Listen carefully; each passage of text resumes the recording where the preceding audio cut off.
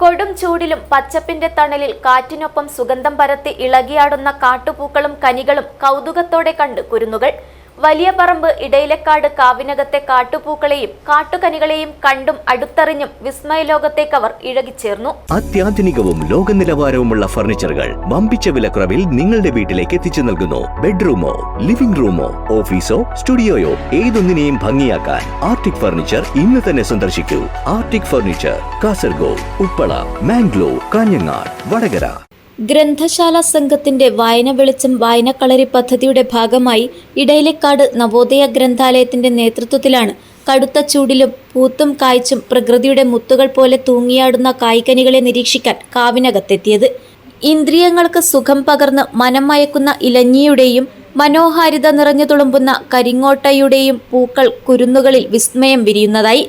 മിക്ക പൂക്കളും കാവിൽ കായയായി മാറുന്ന ഘട്ടത്തിലാണ്.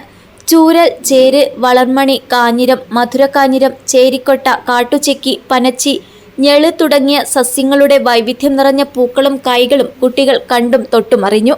ചിത്രശലഭങ്ങളും നിശാശലഭങ്ങളും വിവിധ ഇനം വണ്ടുകളും കാഴ്ചയ്ക്ക് വർണ്ണം പകർന്നു.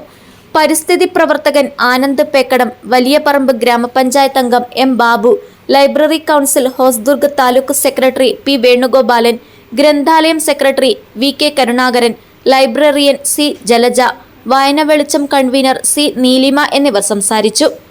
News bureau, Cheruvathur.